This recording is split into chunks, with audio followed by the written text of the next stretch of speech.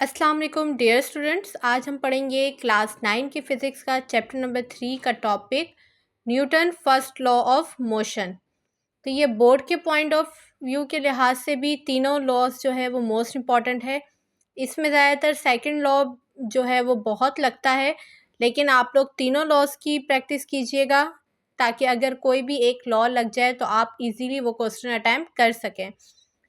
इनको याद करने की ज़रूरत नहीं होती। अगर आपको पता होगा कि न्यूटन ने फर्स्ट लॉ में क्या कहा था, सेकंड में क्या कहा था और थर्ड में, तो आप उसको अपनी वर्डिंग में भी करके लिख सकते हैं। तो कोई भी चीज़ जो है वो सिर्फ याद करने के लिए नहीं होती है, उसके लिए ज़रूरी होता है कि आप उस चीज़ को समझें और ताकि जब आपके पास कभी कोई क्वेश्चन ऐसा आ जाए जो आपने ना याद किया हो तो एटलीस्ट आप उसको अपने वर्डिंग में लिख सकें। तो चलिए पढ़ते हैं Newton first law of motion. अब इसकी अगर स्टेटमेंट पढ़ें, a body continues its state of rest or of uniform motion in a straight line provided no net force acts on it. अब अगर हम इसकी एक एग्जांपल लें, फॉर एग्जांपल के एक फुटबॉल है, ठीक है, वो मूव कर रहा है। अब फुटबॉल जिस डायरेक्शन में मूव कर रहा है वो उस डायरेक्शन में ही मूव करता रहेगा और तब तक करता रहेगा जब तक जो है वो आप उस पर खुद से फोर्स अप्लाई नहीं करते। जब तक आप खुद से फोर्स अप्लाई नहीं करेंगे, ना ही उसकी डायरेक्शन चेंज होगी और ना ही उसकी मूवमेंट चेंज होगी। क्यों? क्योंकि जाहिर सी बात है, अगर कोई एक चीज़ ऑटोमेटिक मूव कर रही है वो तो वैसी के वैसी मूव करती रहेगी जैसे उसने मूव करना है। तो न्यूटन ने अपने फर्स्ट लॉ में यही कहा था कि कोई भी बॉडी, फॉर एग्जांपल अगर एक बॉडी रेस्ट में, ठीक है, एक गाड़ी है, आपने उसको रेस्ट हुआ, उसको चलाया नहीं है, खड़ा रखा हुआ है, अब वो गाड़ी खुद ब खुद चलेगी? नहीं चलेगी ना, आप उसको चलाएंगे तो वो चलेगी। इट मीन्स आप उस पर फोर्स अप्लाई करेंगे तभी तो वो मोशन में आएगी। तो एग्जैक्टली न्यूटन ने अपने फर्स्ट लॉ में यही कहा कि कोई बॉडी जो है वो उस वक्त तक मूव नहीं कर सकती जब तक आप उस पर जो है वो खुद से फोर्स अप्लाई नहीं करेंगे। या अगर एक बॉडी किसी मोशन में है तो जब तक आप उस पर फोर्स अप्लाई नहीं करेंगे, ना तो वो अपनी डायरेक्शन चेंज करेगी और ना ही वो जो है मूव करना बंद करेगी। ठीक है, अब बात करते हैं लॉ ऑफ इनर्शिया। दरअसल लॉ ऑफ इनर्शिया जो बच्चे होते हैं वो इस चीज़ में कंफ्यूज हो जाते हैं, लॉ ऑफ इनर्शिया क्या है। तो लॉ ऑफ इनर्शिया न्यूटन के फर्स्ट लॉ को ही कहते हैं,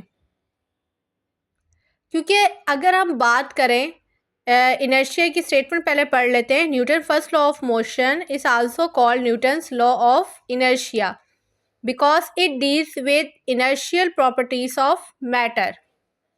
अब अगर हम बात करें, जितने भी ऑब्जेक्ट्स होते हैं वो मैटर होते हैं, ठीक है, तो जाहिर सी बात है कोई भी अगर आप ऑब्जेक्ट लेते हैं तो वो मैटर है, तो आप उस पर फोर्स अप्लाई कर रहे हैं, तो यही आपके पास कहलाएगा लॉ ऑफ इनर्शिया।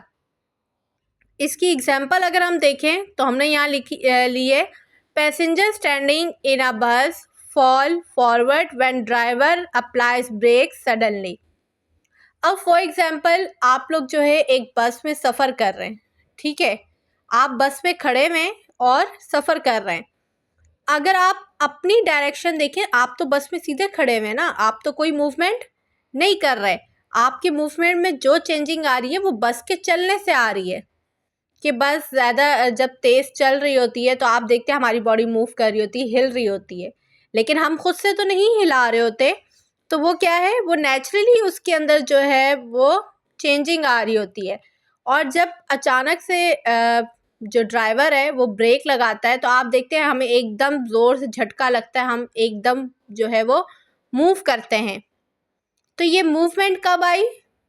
जब हमने उस पर फोर्स अप्लाई की, वरना आपकी तो ऐसी कोई मतलब राय नहीं थी कि हम जो है वो ज़बरदस्ती यूँ झटका खाएं या गिरे।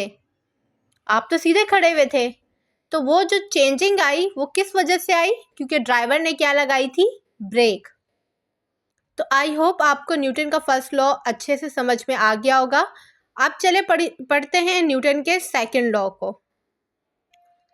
अब हम बात करेंगे Newton second law of motion. सबसे पहले इसकी स्टेटमेंट देखते हैं। When a net force acts on a body it produces acceleration in the body in the direction of net force. अब वो हमसे क्या कह रहा है कि अगर हम किसी भी बॉडी पर फोर्स अप्लाई करते हैं, ठीक है, तो वहाँ पर एक्सेलरेशन प्रोड्यूस होगा। किस तरह? हम एक गाड़ी की एग्जांपल लेते हैं कि फॉर एग्जांपल एक गाड़ी रेस्ट में खड़ी हुई है, ठीक है, तो तब उसकी वेलोसिटी क्या है, 0। और जब आपने उस गाड़ी को चलाया, उस पर फोर्स अप्लाई की, तो वो मूवमेंट में आ गई ना, तो तब उसकी वेलोसिटी क्या हो गई, चेंज हो गई। पहले 0 थी, उसके बाद कुछ ना कुछ उसकी वेलोसिटी हो गई, तो ये उसकी वेलोसिटी में क्या आया, चेंज। तो यही हमारे पास कहलाता है एक्सेलरेशन। जब भी आप किसी ऑब्जेक्ट पर फोर्स अप्लाई करते हैं तो वहाँ पर क्या प्रोड्यूस होता है, एक्सेलरेशन। और एक्सेलरेशन प्रोड्यूस होने की क्या वजह है, क्योंकि आप किसी भी ऑब्जेक्ट पर जब फोर्स अप्लाई करते हैं तो उसकी वेलोसिटी में क्या आ जाता है, चेंज आता है। और जो वेलोसिटी में चेंज आता है वही हमारे पास क्या कहलाता है, एक्सेलरेशन।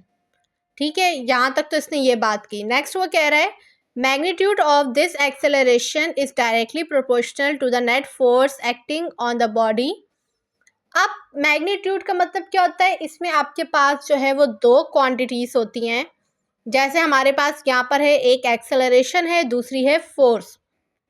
तो ये दोनों क्या है हमारे पास, क्वांटिटी, और ये एक दूसरे के क्या है, डायरेक्टली प्रोपोर्शनल।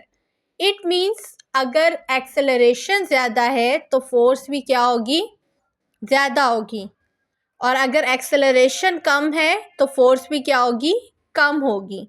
तो ये कहलाता है डायरेक्टली प्रोपोर्शनल, कि दो मैग्नीट्यूड के दरमियान डायरेक्टली प्रोपोर्शनल। इट मीन्स अगर एक की क्वांटिटी ज़्यादा है तो दूसरे की ऑटोमेटिक ज़्यादा होगी, अगर एक कम है तो दूसरा भी कम होगा। आगे कह रहा है and inversely proportional to its mass. और जो एक्सेलरेशन है वो इनवर्सली प्रोपोर्शनल है मास के। इनवर्सली प्रोपोर्शनल की मीनिंग क्या होते हैं कि अगर एक क्वांटिटी ज़्यादा है तो दूसरी क्वांटिटी क्या होगी, कम होगी। ठीक है, कैसे? अगर हम एक साइकिल की एग्जांपल लेते हैं। अगर आप एक साइकिल को धक्का लगाते हो तो आपको पता है साइकिल का इतना मास नहीं होता, ठीक है, मास उसका क्या होता है, कम होता है। तो आप क्या है, उसको जितनी ज़्यादा फोर्स लगाओगे वो उतनी ज़्यादा तेज़ी से मूव करेगी। आप उस पर ज़्यादा से ज़्यादा फोर्स अप्लाई कर सकते हो। क्यों? क्योंकि वो हल्की है। तो आप क्या है, पूरी जान लगाओगे तो वो उतनी तेज़ी से मूव करेगी। तो इट मीन्स उस चीज़ का मास कम है तो फोर्स क्या हो रही है, ज़्यादा अप्लाई हो रही है, मतलब ज़्यादा आसानी से आप उसको धक्का लगा सकते हो। अगर हम यही गाड़ी की बात करें तो गाड़ी का जो वज़न मास होता है वो क्या होता है, काफ़ी ज़्यादा होता है। तो जो उस पर आप फोर्स आप देखते हो, आप उसको इजीली धक्का नहीं लगा सकते। क्यों? क्योंकि उसका मास ज़्यादा है और फोर्स जो है वो क्या है, कम है। तो ये कहलाता है इन्वर्सली रिलेशन। तो इसको हमने नाम दे दिया था इक्वेशन 1 का, इसको दे दिया था इक्वेशन 2 का। अब आप लिख दें कंपेयरिंग इक्वेशन 1 एंड 2 या लिख दें कंबाइनिंग इक्वेशन 1 एंड 2, दोनों सूरतों में सही है, जो भी आप स्टेटमेंट लिख दें। तो जब हम दोनों को कंबाइन करेंगे तो ये हो जाएगा A directly proportional F upon M. M क्योंकि डिवाइड के फॉर्म में था। अब हमें पता है जब भी डायरेक्टली प्रोपोर्शनल का साइन हटता है तो हमारे पास कांस्टेंट आता है, और यहाँ हमारे पास क्या है, कांस्टेंट के। और कांस्टेंट की वैल्यू क्या होती है हमारे पास, 1। के की वैल्यू क्या होती है हमारे पास, 1। तो जब हम यहाँ 1 रखेंगे तो आपको पता है 1 से जो चीज़ मल्टीप्लाई होती है सेम एज इट इज रहती है। तो क्या आ जाएगा, A is equal to F upon M. अब ये m यहाँ डिवाइड हो रहा है तो वहाँ पे एक्सेलरेशन के पास जाके क्या हो जाएगा, मल्टीप्लाई। तो ये क्या आपके पास इक्वेशन आ जाएगी, f is equal to m a. तो ये था न्यूटन का सेकंड लॉ। चलिए अब लास्ट डिस्कस करते हैं उसके थर्ड लॉ को। आप न्यूटन का थर्ड लॉ अगर हम इसकी स्टेटमेंट देखें तो उसमें लिखा हुआ है to every action there is always और इक्वल बट ऑपोजिट रिएक्शन। अच्छा, अब इसकी मीनिंग क्या है कि कोई भी जो हमारा एक्शन होता है उसका रिएक्शन ज़रूर होता है।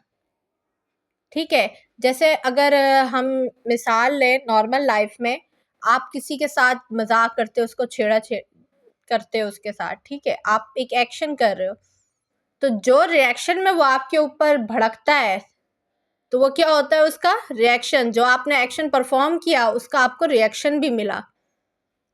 तो इसी तरीके से हम इसकी एग्जांपल्स देखते हैं। एग्जांपल हमने ली, a book lying on a table, weight of the book is acting downward on table, this is action, the direction of table acts on the book is upward direction।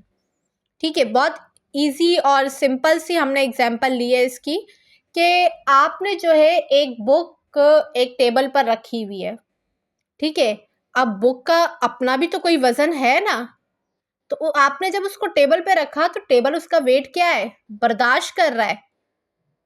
वो जब आपने book table पर रखी तो वो book जो है अपना वजन सारा टेबल पे डाल रही थी, मीन्स डाउनवर्ड जा रही थी वो, लेकिन टेबल ने जो है वो उसको स्टेबल फॉर्म में रखा, मीन्स उसको अपवर्ड मूव किया। तो ये क्या था, ऑपोजिट रिएक्शन हुआ ना, मतलब बुक जो है वो अपना वजन सारा टेबल पे डाल रही है, इट मीन्स वो नीचे की तरफ जा रही है और टेबल ने उसको क्या किया हुआ है, ऊपर की तरफ उठाए रखा है। तो न्यूटन का थर्ड लॉ भी यही कहता है कि जो भी आप एक्शन परफॉर्म करते हो उसका जो रिएक्शन होता है वो उसके ऑपोजिट निकलता है। अगर हम दूसरी एग्जांपल की बात करें तो फॉर एग्जांपल एक बलून है जिसके अंदर हवा भरी हुई है, ठीक है, अब आप जो है उस बलून को छोड़ दें, अब वो तेजी से क्या होगा, उसमें से जो एयर है वो रिलीज होना शुरू हो जाएगी, वो एकदम उड़ता उड़ता जो है वो नीचे ज़मीन पर आ जाएगा। अब आपने क्या किया था, एक एक्शन परफॉर्म किया था और लेकिन उसका रिएक्शन क्या निकला, ऑपोजिट निकला। तो यही बात न्यूटन ने अपने थर्ड लॉ में कही थी। तो आई होप आपको ये न्यूटन्स के लॉ बहुत अच्छे से क्लियर हो गए होंगे। तो अगर आपको मेरी वीडियो अच्छे लगे प्लीज़ मेरी वीडियो को लाइक शेयर एंड सब्सक्राइब ज़रूर करिएगा। थैंक यू, अल्लाह हाफिज़।